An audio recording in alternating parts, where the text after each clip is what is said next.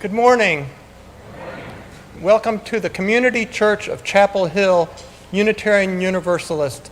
My name is Don Katahdin, and I'm a member of the Worship Associates Ministry. I especially welcome any visitors or newcomers with us this morning and call your attention to the back of the order of service where it says, "Welcome guests and newcomers." I would also like to welcome those of you attending online. Lyrics to hymns and all the elements of the service may be found on the live stream screen, and a complete order of service, including this week's announcements, is available via the link in the Sunday morning email and on the church website. Whoever you are, whomever you love, however you arrived at this beloved place, you are welcome here. The in-person Sunday social is held immediately following this service. Please turn off or silence any cell phones during our service to maintain a worshipful experience. This morning, our Share the Plate donations benefit the Cystic Fibrosis Foundation. I invite Gerald Bonner to tell us more about it. I think I made a mistake. I'm wearing the wrong stuff. Many of you yesterday were really generous to roll up your sleeves and donate. I'm not talking about the right stuff. Hold on. Sorry, Jeff. Okay, that's better. There we go. All right. So yes, I'm Gerald Bonner, and in today's hat that I'm wearing, I'm here to ask for the Share the Plate for the Cystic Fibrosis Foundation. I'm participating in the 2023 10th anniversary extreme hike, which will be walking 20 miles at Mount Pilot. Cystic fibrosis helps thousands of people get medication and funding and helping with their medical expenses, as well as doing research to find a cure for cystic fibrosis. Over 30,000 people in the United States have cystic fibrosis. Actually, it's a lung infection that's worse than COVID. People with cystic fibrosis would be wearing masks when in a room with another person for cystic fibrosis, because if they got different variants, they could have lung infections that could really hurt them. Back in the 50s, if you were born with cystic fibrosis, you were lucky to make it to high school. So today, I'm proud to share with you, not only will your share of the plate donations help, but I have a corporate sponsor that's going to be matching every dollar for dollar that I raise in October, 1-for-1. So your donations are going to go longer, which means more families will get more help. Thank you.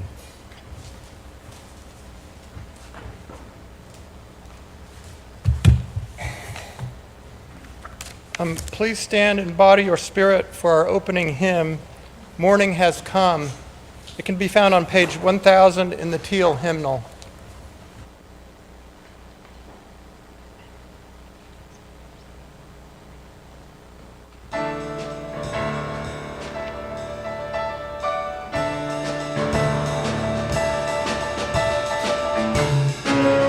Has come, arise and greet the day.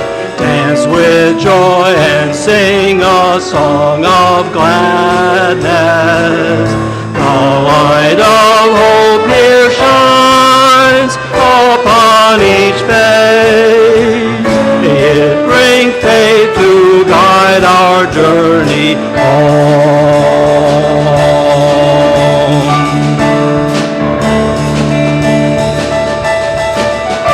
A new day dawns, once more the gift is given. Wonder fills this moment shared together. The light of peace here shines upon each face. May it bring faith to guide our journey home.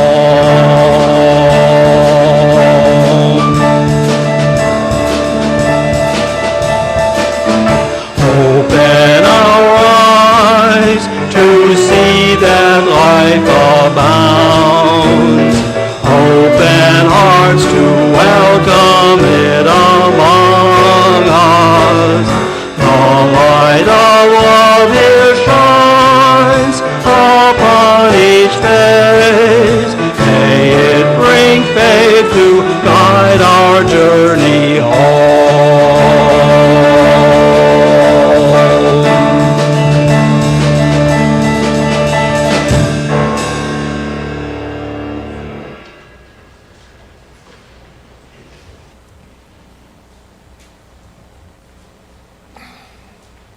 October is full of delights.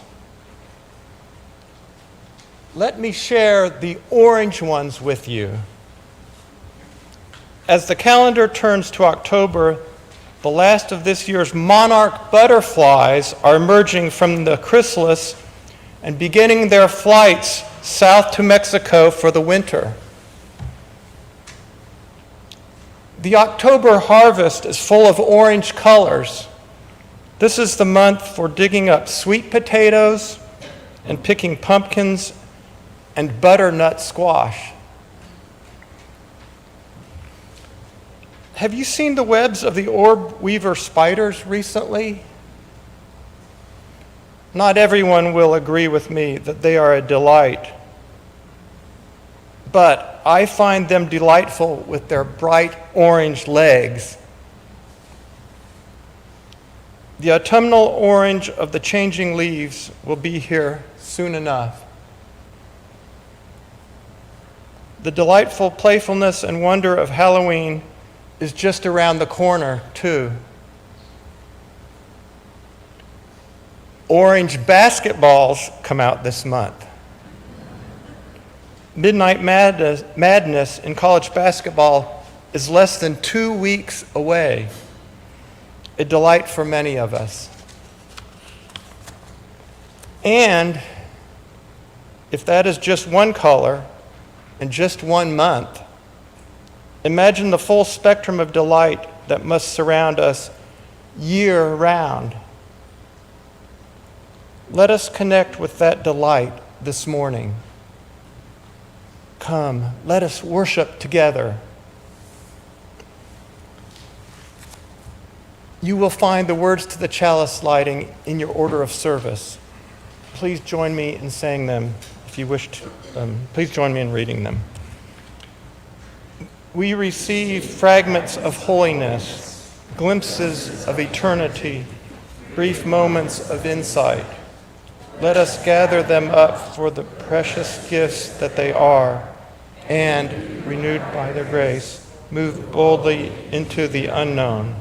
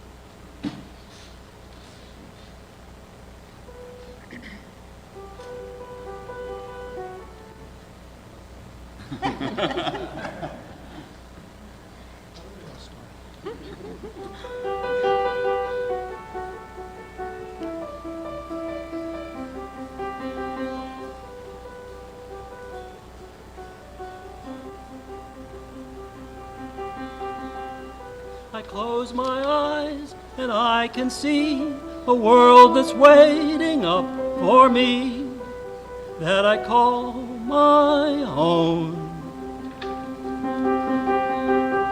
Through the dark, through the door, through where no one's been before, but it feels like home.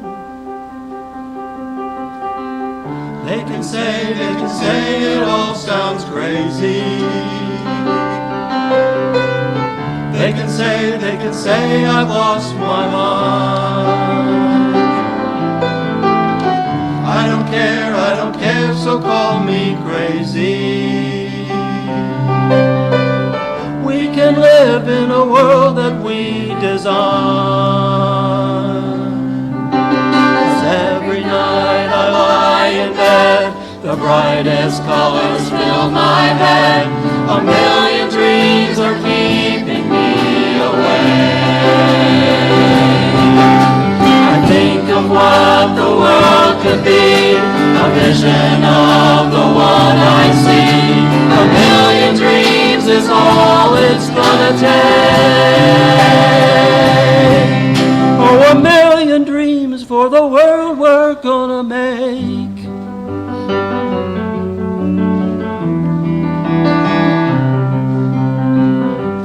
There's a house we can build. Every room inside is filled with things from far away. Ooh. Special things I compile, each one there to make you smile on a rainy day. They can say it all sounds crazy. They can say we've lost our minds. I don't care if they call us crazy. Run away to a world that we design. Every night I lie in bed, the brightest colors fill my head. A million dreams are keeping me awake. I think of what the world could be, a vision of the one I see. A million dreams is all it's gonna take.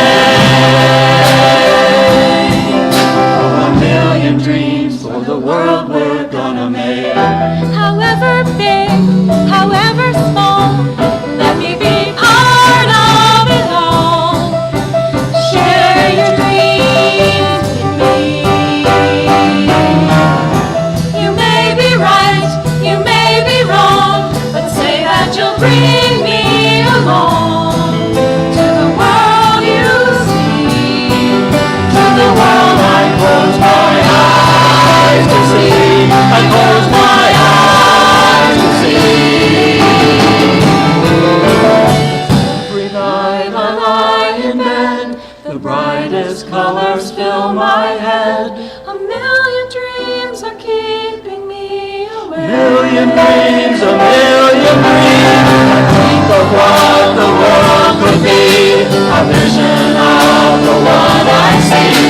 A million dreams is all it's gonna take. A million dreams for the world we're gonna make.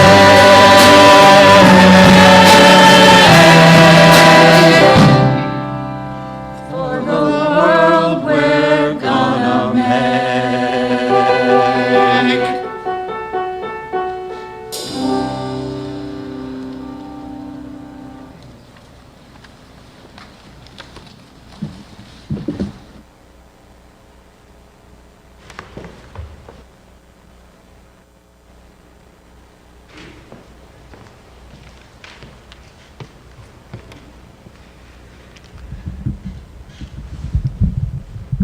Each week we hold a time in the service for sharing the joys and the sorrows that we bring with us into this community.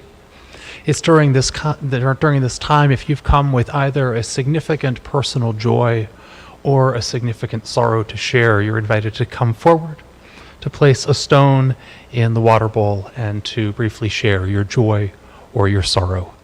Let us enter into this time of tenderness and trust.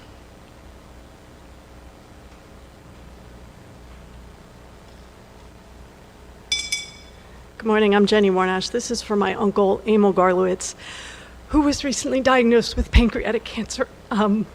We are very close. He's actually my godfather. And they caught it really early, so hopefully it will be okay, but it is so scary to get that diagnosis.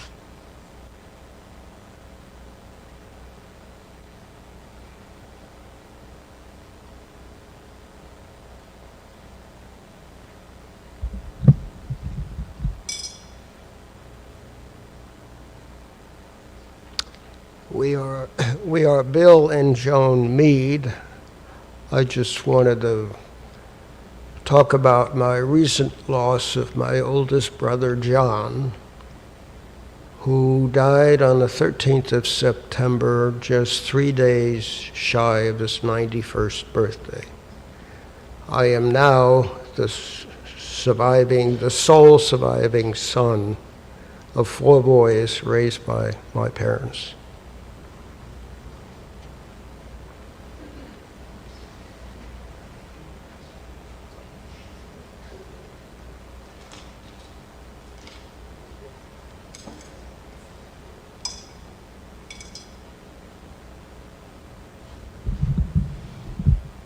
I'm Mary Hewlett, and I have 2 joys, both related to the immigrants that we have been working with. The first is that I took Jamie Munoz Rivera, formerly known as Jose Romundo Rivera, to Social Security this week, and I was able to get her a Social Security card in her new legal name, Jamie Munoz Rivera, identifying her as female, which was a big deal. This is, for those who don't know, Jamie is transgender, so this was very important for her. And the other news, which I probably will tear up even saying it, is that Gabby and Oscar, who came to stay with us several years ago, had to leave behind a child in Honduras. And they finally have word that their child, Andre, will be coming in December. Legally, with papers, he will be coming.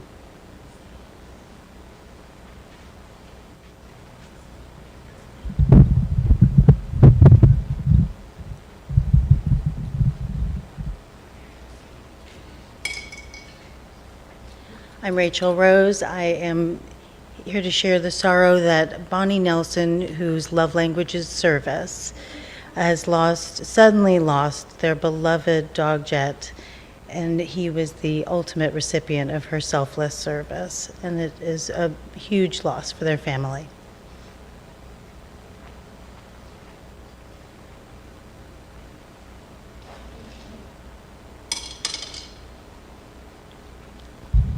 Hi, my name is Melva Fager-Oken, and I have 2 joys to share.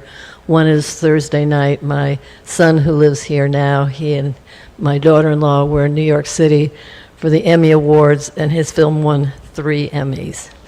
So it's called Retrograde, and it's about an Afghan who worked with the U.S. troops for 20 years and was left behind. It's a very, very important film. The second one is we had a fabulous court decision by a judge here in North Carolina that now is putting a temporary stay on two of the bad features of the North Carolina Abortion Fund. So glad we still have some good courts happening.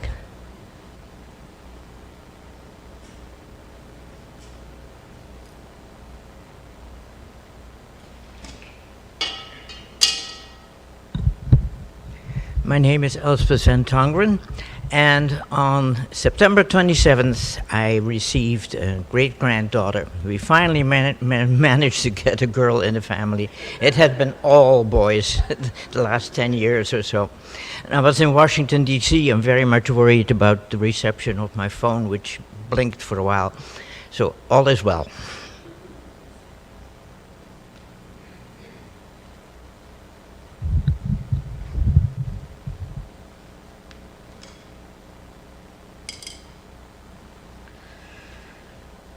A final stone is placed this morning for all the joys and sorrows that we hold in our hearts, that were not spoken.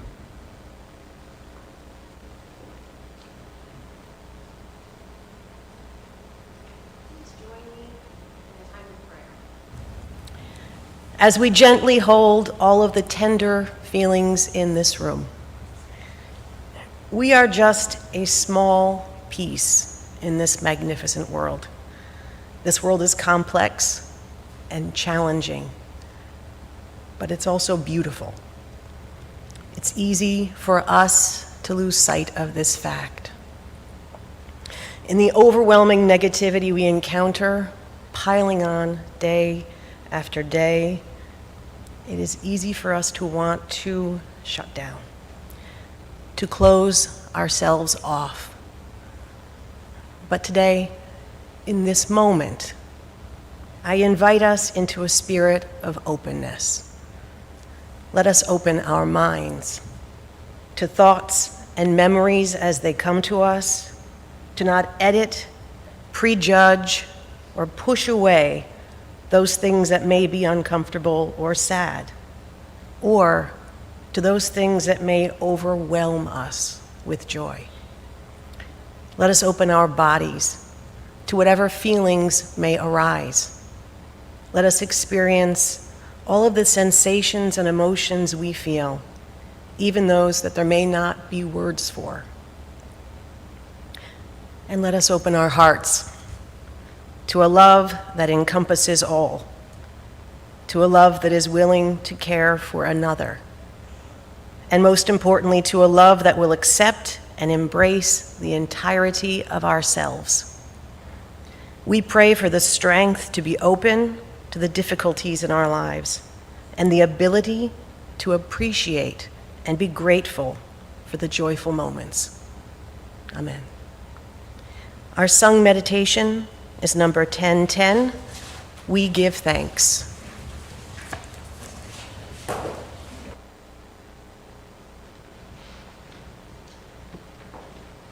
We'll have Jay play it once through instrumentally, then we'll sing it twice, sing the melody twice.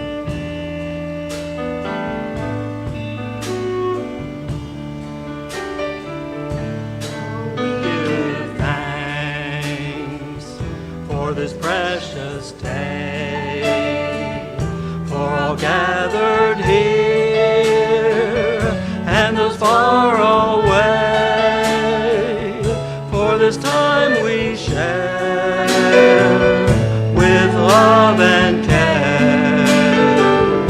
Oh, we give thanks for this precious day.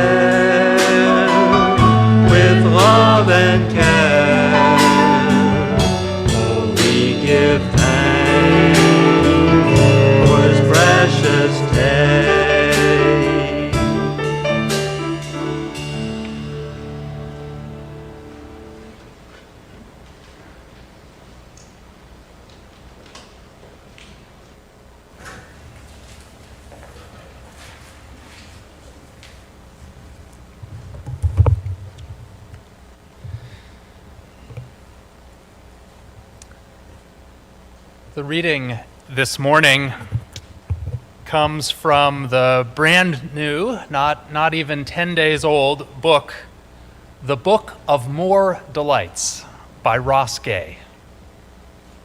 And this is, I'm going to say more about that book, but this is from his Delight from November 10th. It's called Squirrel in a Pumpkin.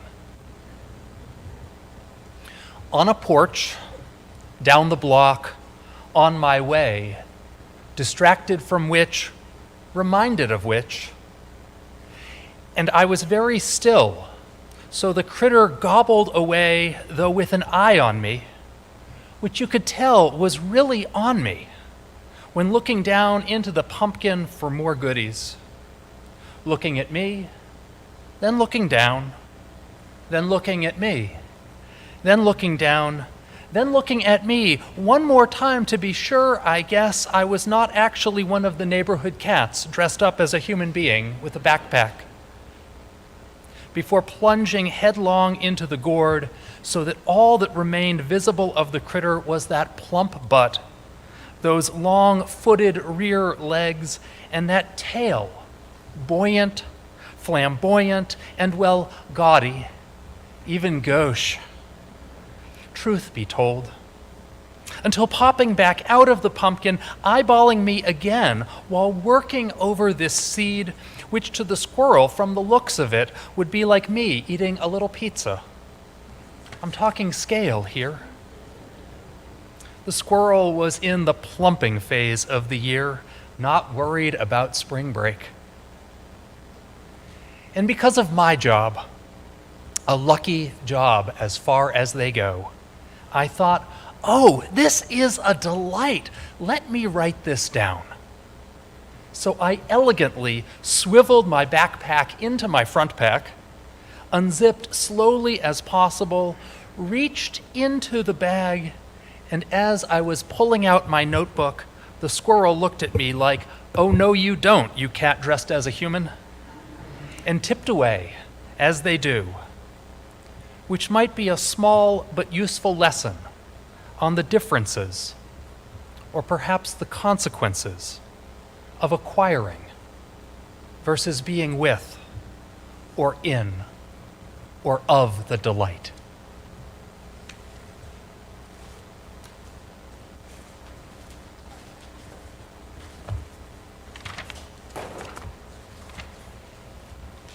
Freely have we received gifts that minister to our needs of body and spirit.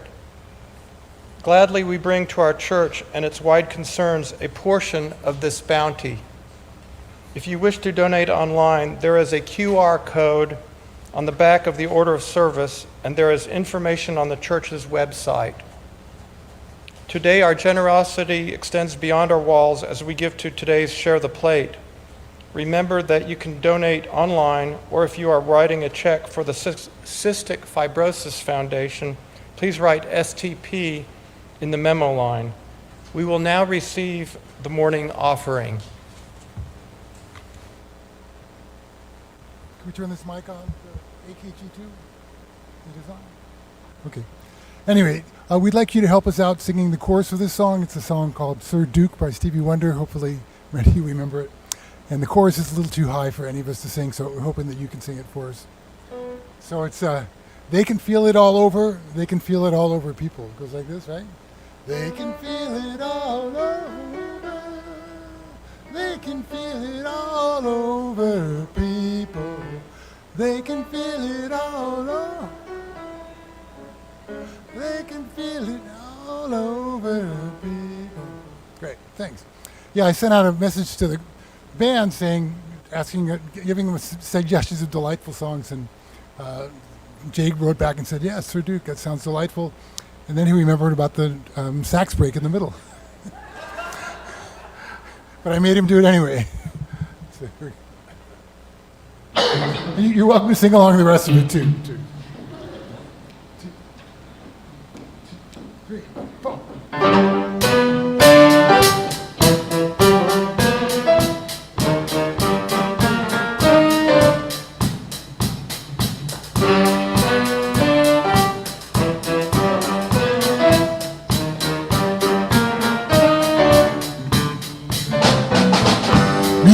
is a world within itself.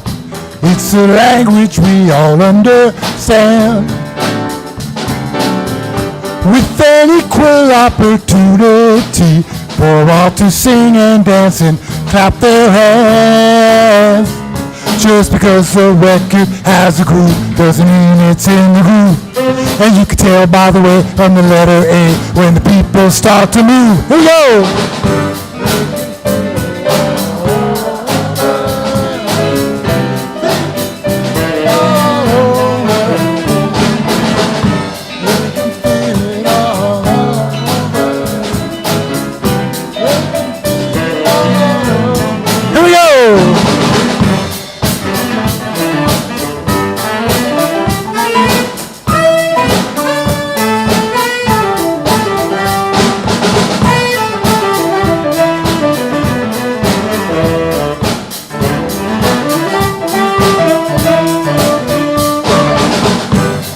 And music knows that it will always be one of those things in life that just won't quit. But here are some of music's pioneers, like their time will not allow us to forget. For there's Basie, Miller, Satchmo, and the king of all Duke. And with a voice like Ella's ringing out, there's no way the band can lose. Woo!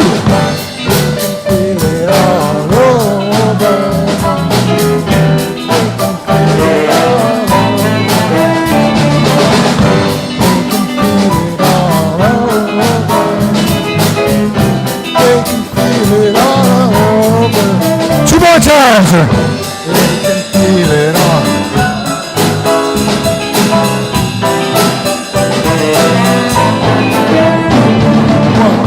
They can feel it all.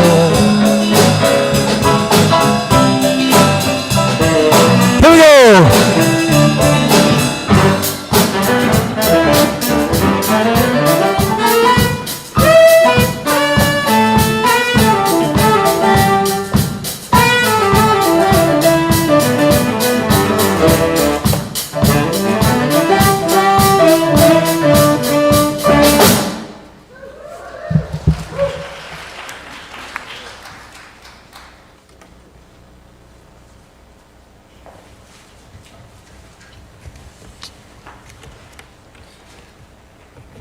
I'm not going to be that delightful this morning. So let me kind of situate where we are. About 5 years ago, the poet Ross Gay published a book called The Book of Delights. And what he had done was that starting on his 42nd birthday, he had challenged himself to write a short essay, an essayette, if you will, each and every day for a full year on something he found delightful. Then he took all the essayettes, pruned them down to 100 or so, and released them in the form of a book, The Book of Delights. I absolutely loved everything about this book. And so what I decided I would do right after it came out was that I was going to preach a sermon of delights. So on a Sunday morning, maybe 5 years ago, before the pandemic in any event, some of you were there, I led a service inspired by the Book of Delights. What I did was I chose my favorite reading from the book, A Truly Delightful Delight, in which the author writes about carrying a baby tomato plant through an airport and onto an airplane for a cross-country trip. And then, after the reading, I gave a sermon in the form of a list of 101 things about the Community Church of Chapel Hill, Unitarian Universalist, that I found delightful. Ross Gay was born in August of 1974 in Youngstown, Ohio, which makes him almost exactly 3 years older than me. He is African American and a professor of creative writing at the University of Indiana in Bloomington, Indiana. He is vegan, he's an avid gardener, he's a lover of coffee shops, and he loves basketball. His most recent book of poetry was called Beholding, and it is a 97-page free verse poem about an iconic basketball shot made by Julius Erving, Dr. J, in which Dr. J soared through the air for a baseline reverse scoop layup in the 1980 NBA Finals against the Los Angeles Lakers. It's truly delightful. And 2 weeks ago, when I had not yet picked a sermon title for this Sunday, I was at a church function with church member Michael Smith, who just happens to be sitting there. I didn't even tell you that I was going to mention you in the service. Michael is, I'll let you all know, he's my poetry hookup. Over the years, Michael has tracked down for me rare chapbooks of poetry by Mary Oliver, as well as a sequence of early poems by Jane Hirschfield, and ordered them for me through UNC's interlibrary loan, which is so kind and generous and delightful of him. And when I saw Michael 2 weeks ago, he excitedly told me that Ross Gay had a new book coming out in just a few days. Hot off the presses. And there I had not only a new book to read, but a sermon topic for this morning. Gay's newest book is the Book of More Delights, where he revisits his year-long practice of noticing delights every day and writing daily essayettes about them. The delights that Ross Gay encounters and writes about in the sequel are varied, but themes reappear. A lot of his delights focus on family, memories of his grandmother, times spent with his brother, old childhood memories of cousins. Stories about friendships are plentiful among his delights. His garden is a source of constant delight, as well as the fruit trees in his neighborhood, his delightful neighbors who share their figs and pears and pawpaws with him. Ross Gay, and he's a lot like me in this regard, also seems to have an endless capacity for truly delighting in all the random people we encounter in Bloomington/Chapel Hill. The people we run into in coffee shops and stores and around the neighborhood and on campus. And so what I'd like to do this morning is share a few lessons or reflections about delights that I've learned from reading Ross Gay's books of delights. And then I want to finish things off by adding a few additional delights related to our church. This was before we live streamed the services too, so I'll have to go back and see if I can actually find it to see what the original delights were. One of the lessons that Ross Gay teaches us is the lesson of being present. Delights ask us to be present, to notice, to pay attention, to enjoy and savor the delight in the here and the now. Take the squirrel in the pumpkin. And it occurs to me that I'm really putting my theological education to good use this morning. The delight only comes to him because he stops, notices, pays attention. How easy would it have been to pass the moment by, thinking ahead to the next thing or rushing to the thing after that? How often are we rushing to the next thing? One of my coaches at my gym is a guy named Jason, and Jason has this way of infusing psychology/pop spirituality into his coaching. And I remember him one morning mentioning that what he was working on was being present to whatever he was doing in that moment, the one thing he was doing. He said, when I'm drinking coffee, to be focused on savoring the coffee. When I'm sending emails, to be focused on the email, but not to ignore the coffee for the sake of the email. The same thing can be said about trying to grasp the delight. In Ross Gay's words, delights are not something we can try to acquire or possess, but rather something to be with, or in, or of. When I do weddings nowadays, the couples always tell me that one of their wishes for their ceremony is that all of their guests will put away their phones for the duration of the ceremony. And they've actually couples have begun to ask me, or even assume, that it's standard for the officiant to say a note about cell phones being away. So I always start things off before the couple enters with some cheesy line like, before we can get the wedding started, there's one wedding present we're going to give this couple, and that's the gift of your presence. Your presence is the present. So turn off your phones and put them somewhere you will not be tempted to sneak a peek at them. Be in or with or of this moment. Another lesson that Rosquet teaches is the lesson of how delight is something to be shared. Sharing the delight increases the delight. Early in the collection, there is this piece called Shortcut, in which he takes a shortcut to somewhere he is going, but it turns out not to be a shortcut because he passes a neighbor's house and the neighbor offers him a large bag of figs, which he thinks, I have to share these figs, which sets him on a roundabout journey in which he shares some of the figs with another friend who gives him some pawpaws, and then he circles back to the original friend, bringing him some pawpaws in exchange for the figs, and somehow pears get in there too, and they are passed around.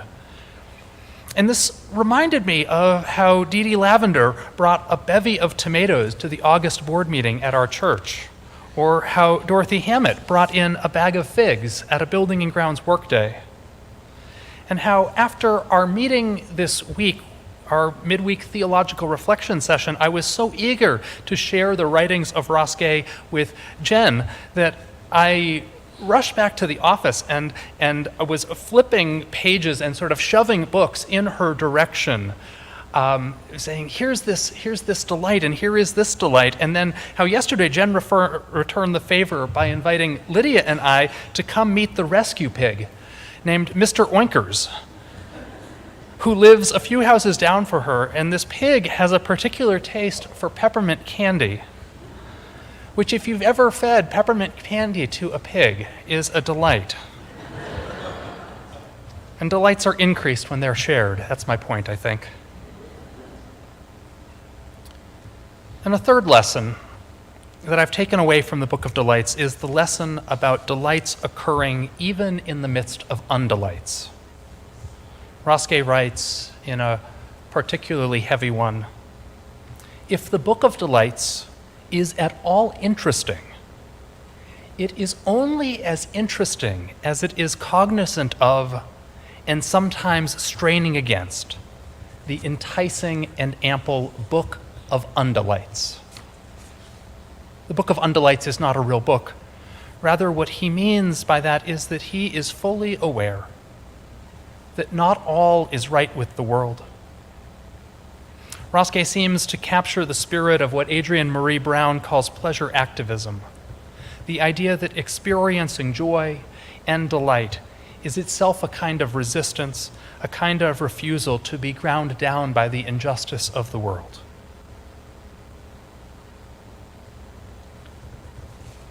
The delights are only interesting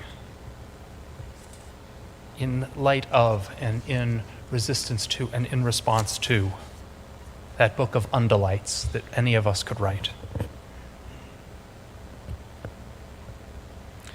How I'd like to end my sermon this morning is with a stream of consciousness exploration of some delights I find here at Community Church. When I did this 4 or 5 years ago, I remember I was very systematic in trying to make sure I touched on everything in the church. I think it was maybe my pledge drive sermon, and I didn't want to leave anything out. And this morning, I am not going to be comprehensive. So if I fail to mention your particular delight, then you can just shout it out at the end. For weeks on end this summer, not one but 2 pairs of goldfinches chose to hang out for hours and hours each day in the cast courtyard. 2 bright as sun yellow males and 2 duller muted females spent the day cavorting delightfully in the coneflowers planted right outside the back of the sanctuary. The coneflowers along with the other native plants in the courtyard, a delight brought to us and tended by the loving tending of the buildings and grounds team. Except for one plant that delights me that is not native to North Carolina. It is the lantana, a single plant of which lives right under the whirligig sculpture. The lantana is the last to send up its leaves, and most years, I'm fooled into thinking it's a goner this year. But then it greens and blooms, slowly at first, and then it bursts up and out wildly and delightfully, just as everything else is turning brown and gray and dying back. The lantana, though it is not native, has a special exception for our church garden, since it was planted by Hank Rodenberg in memory of his wife, Renata. Renata had passed before I came here, and I led Hank's service a few years later. And the lantana reminds me of him. And it reminds me of the way that memories can burst into thoughts wildly and delightfully and out of nowhere, when seemingly they are gone. And all this year, I've been thinking and sharing memories with people in the church of Charlie Cast. We're still out there in the courtyard, I guessed. Charlie, our beloved minister emeritus. I had to look up the baseball standings and see that the Cubs just missed out on the playoffs this year. And I can hear Charlie saying, "There's always next year." And I've been thinking about Charlie's legacy for another reason, because a portion of his bequest to the church is being used this year to fund the internship with us. And we know how much Charlie loved interns. And he would be so deeply delighted with a great big smile to have us honor his gift to us in this way. It is a delight how this church nurtures people into religious leadership. In the past 2 years, we ordained first Sarah Gush and then Carter Smith to the UU ministry. Both Dana Lundquist and Jenny Nelson are out in the world leading religious education programs. Sarah Clark Farnell and Krista Westerfeld are each in the process of preparing for ministry. And now Jen. And I think of ministry not only in the broader sense as well. Like I was thinking this week of the caring cards that our caring ministry sends, and how when I came here it was Bonnie Chirayath who was writing the cards, and then Bonnie handed it over to Joan Shire, who wrote beautiful cards for so many years, and then Joan has now passed it along to Susan Lindholm. And there's a delight in this passing through the years, this handing off of care. And creativity is a delight. The other day I was showing someone the gathering room, and we stood in front of the meditation quilt that Lori Prentice Dunn created, and we took a moment to delight at its beauty. And I delight in the art in the sanctuary this month, the delightful art of church member Joan Mead and her son Chris. I find the texture of the art delightful if you haven't gotten close. Not too close, but close. I hope you'll notice the texture, and it also delights me to no end that several of the paintings include little inconspicuous birds that you might see. And speaking of delights, I would be remiss if I didn't mention the fall auction happening right now. So delightful is this sharing of delights, of our passions, our talents, our interests, our creativity, our skills, our food. In particular, this year, I have my eye on a key lime pie that I got outbid on last year and the year before, which shouldn't diminish your interest in it, but I know I'll find some goodies.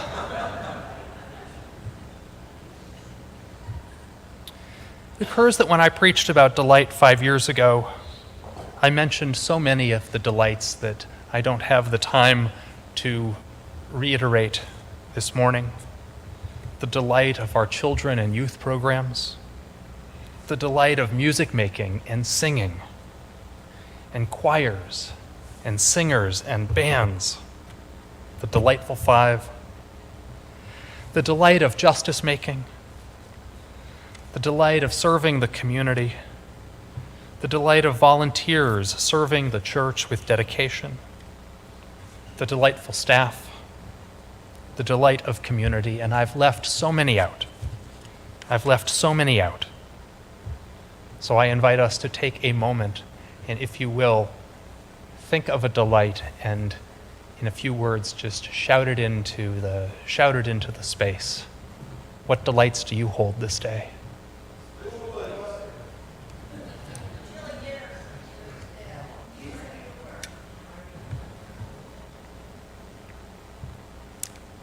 Thank you. Well, I hope that we'll have some more too. I want to end with one final delight. And I get to pick the delight because, as Ross Gay said, because of my job, a lucky job as far as they go. He noticed a squirrel in a pumpkin, but I noticed the groundhog that lives outside my office. How many of you knew that there is a groundhog that lives outside my office? I mentioned it quite a few. The other day, just the other day, I saw it do something I had no idea groundhogs could do, which was that it climbed the trunk of a tree several feet off the ground and sat there. Not quite believing what I had seen with my own eyes, I Googled, "Can groundhogs climb trees?" And it turns out they can, and that I should have believed my eyes. But the article, which has all the credit of an internet, says that groundhogs climb trees for several reasons. One reason is that they can climb a tree to escape predators, which if you imagine like a groundhog on a tree, it is a weird sight. But they can climb trees to escape predators. They can climb a tree to sort of scout out the surrounding area to look for like a fun place to burrow, if they're looking for a new burrow. But then this article said that groundhogs are also naturally curious creatures, and that they sometimes will climb a tree just to look and see what is there. And so it is with that delight that I invite you to go forth in that spirit of a groundhog, to look with curiosity and delight at what is there. Our closing hymn this morning is number 21, "For the Beauty of the Earth." And I invite us to rise in body or in spirit, and I think we're going to sing this with a little bit of a different rhythm this morning, so follow along.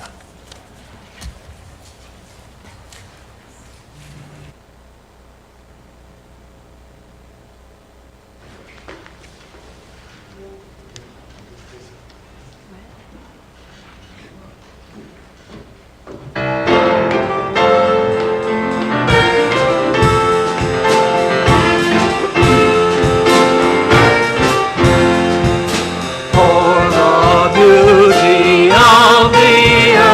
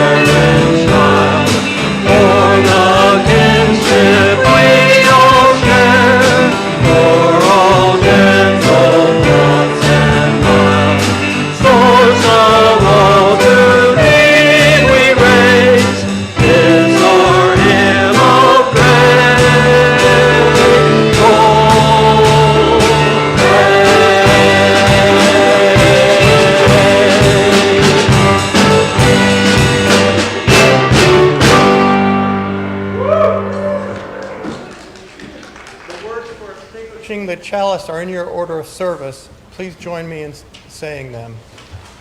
We extinguish this flame, but not the light of truth, the warmth of community, or the fire of commitment.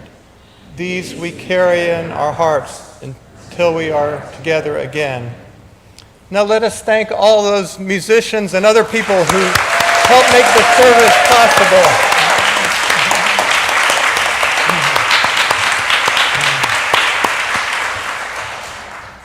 Our closing song, Shalom, the words are in your order of service. As you're comfortable, you can extend your hands out or hold them over your heart if you prefer.